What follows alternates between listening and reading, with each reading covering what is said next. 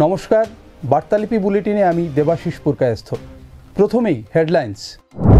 Bangladesh issue মোদির উপরই ছাড়লেন ট্রাম্প। জোর ধাক্কা ইউনূস সরকারকে। মুম্বাই হামলার পাণ্ডাকে ভারতে প্রত্যর্পণে সিলমোহর মার্কিন প্রেসিডেন্টের।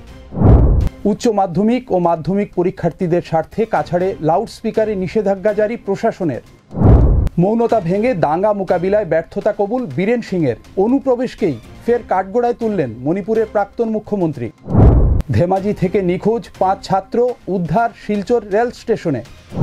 আন্ত কলেজ ক্রিকেটের ফাইনালে উঠল জিসি কলেজ, হারালো বদরপুরের এনসি কলেজকে। এবারে বিস্তারিত খবর।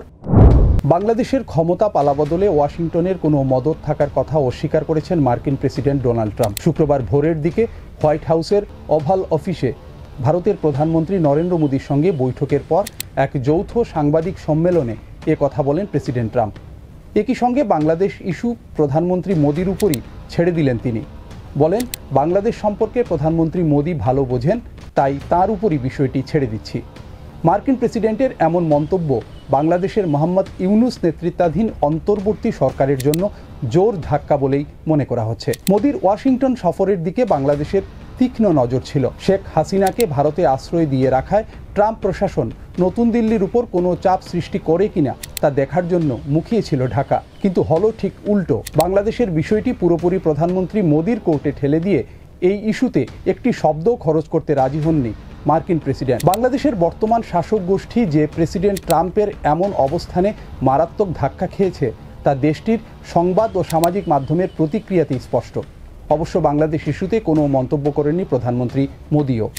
Mr. President, what you would like to say about the Bangladesh issue, because we saw and it is evident that how the deep state of United States was involved in regime change during the Biden administration, and then Mohammad Yunus made Junior Soros also.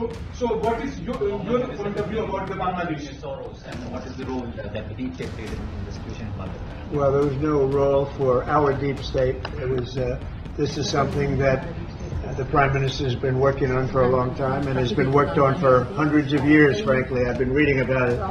But I will leave Bangladesh to the Prime Minister. কিছুদিন আগে মুম্বাই হামলার master mind জঙ্গি নেতা তাহাউর রহমান রানাকে ভারতে প্রত্যর্পণে সায় দিয়েছিল মার্কিন আদালত। এখন তাকে ভারতে নিয়ে আসতে প্রয়োজন ছিল প্রেসিডেন্টের সিলমোহর।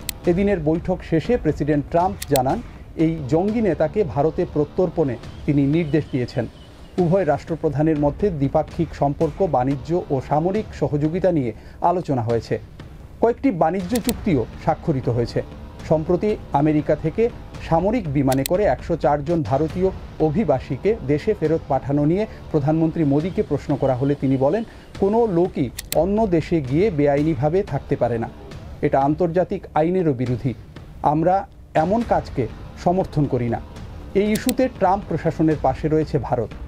উল্লেখ্য, এই সফরে গতরাতে মার্কিন ধনকুবের ইলন মাস্ক সহ প্রশাসনের বেশ কয়েকজন শীর্ষ কর্তার সঙ্গে আলাদা আলাদা বৈঠক করেন প্রধানমন্ত্রী মোদি।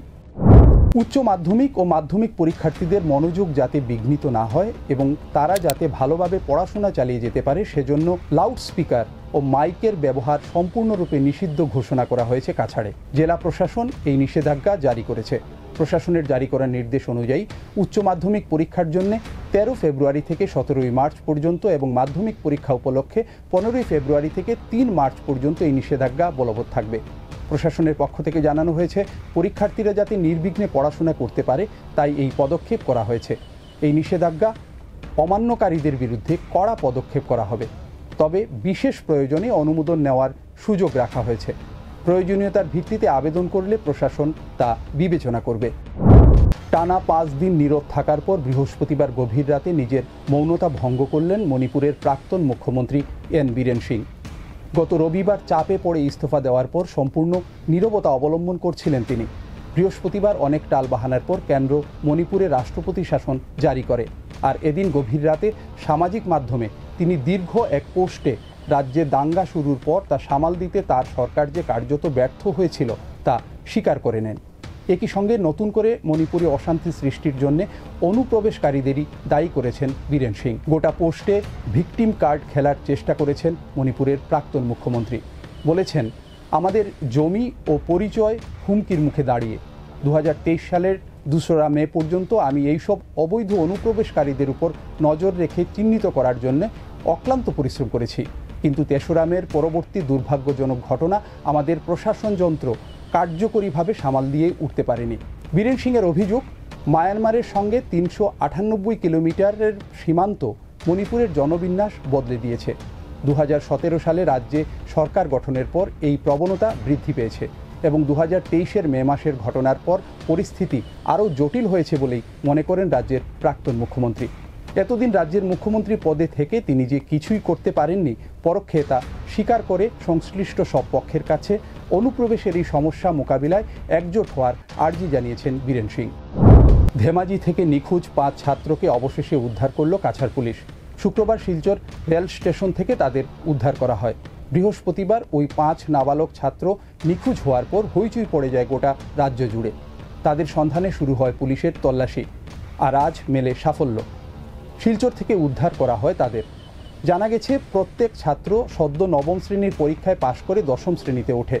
বাবা মাকে না জানিয়েই তারা মিজোরামের রাজধানী আইজল ভ্রমণের উদ্যোগ নেয়। তাদের কাছে 2টি গিটারও পাওয়া গিয়েছে। ছুটি কাটানোর মেজাজে ছিল তারা। আজ এই তথ্য দিয়েছেন কাছাড়ের police super Nomal Mahatta. Police super জানান, আজই তাদের গুয়াহাটি পাঠানোর উদ্যোগ নিয়েছে পুলিশ। সেখান থেকে ধেমাজি পুলিশ ছাত্রদের তাদের অভিভাবকদের কাছে ফিরিয়ে দেবে।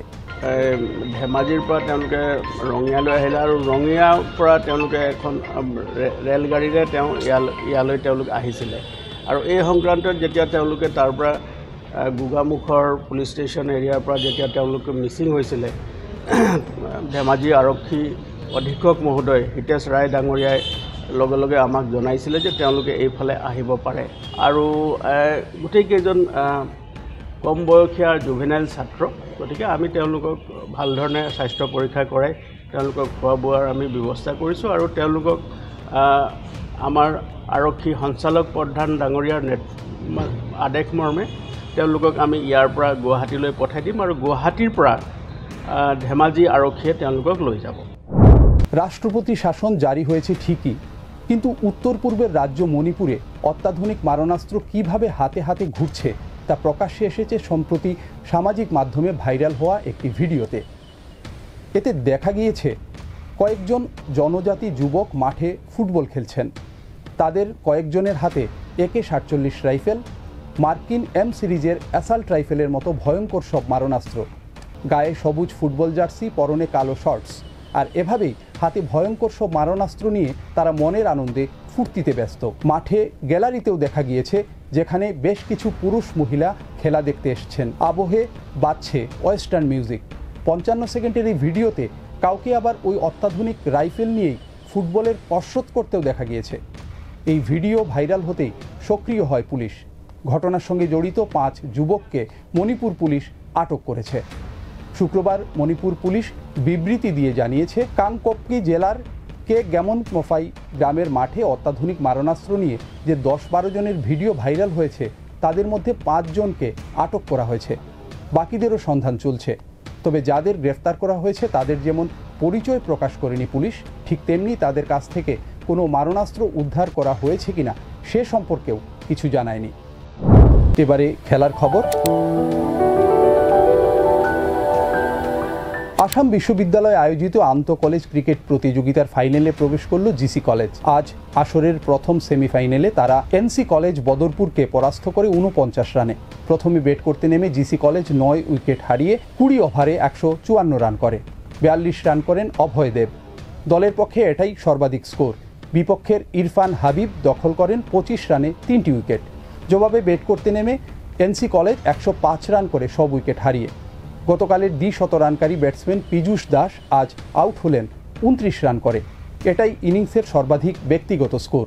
জিসি কলেজের সৌরভ দত্ত 4টি উইকেট দখল করেন। দিনের অপর ম্যাচে মামুনদের অপরাজিত 140 রানের ইনিংসের সুবাদে করিমগঞ্জ কলেজ 223 রান করে 6 উইকেট হারিয়ে। জবাবে ব্যাট করতে নেমে এসএস কলেজ 5 উইকেট হারিয়ে 227 রান করে। মনীষ রায় 57 এবং বিবেক মালাকার 54 রান করেন। এসএস কলেজের কয়েকজন খেলোয়াড়ের বিপক্ষে প্রোটেস্ট করেছে করিমগঞ্জ কলেজ। তাদের এই অভিযোগ খতিয়ে দেখছেন আয়োজকরা। প্রতিবেদন লেখা পর্যন্ত কোনো সিদ্ধান্ত হয়নি। শিলচর জেলা ক্রীড়া সংস্থা পরিচালিত এ ডিভিশন ক্রিকেট লিগে প্রথম জয় পেল যোগাযোগ সংঘ। আজ তারা 103 রানে পরাস্ত করে উত্তরপাড়া ক্লাবকে। প্রথমে ব্যাট করতে নেমে যোগাযোগ সংঘ 34.5 ওভারে সব উইকেট হারিয়ে 244 রান করে। দলের পক্ষে সর্বাধিক 62 রান করেন প্রীতম মাধুর্য সিনহা। এছাড়া আব্দুল হাসান লস্করের ব্যাট থেকে আসে 59 রান। সম্যজ্যোতি চক্রবর্তী 3টি উইকেট দখল করেন। জবাবে ব্যাট করতে নেমে সব উইকেট হারিয়ে 141 রান করে উত্তরপাড়া ক্লাব। হরিশঙ্কর ধর 39 এবং পাভেল সিকিদার 32 রান করেন। বিপক্ষের মিহির বর্মন 18 রানে 4টি, রাজন লস্কর ও মাসুদ আহমেদ মজুমদার 2টি করে উইকেট দখল করেন। বার্তালিপি বুলেটিন আজ এ পর্যন্তই। শুভরাত্রি।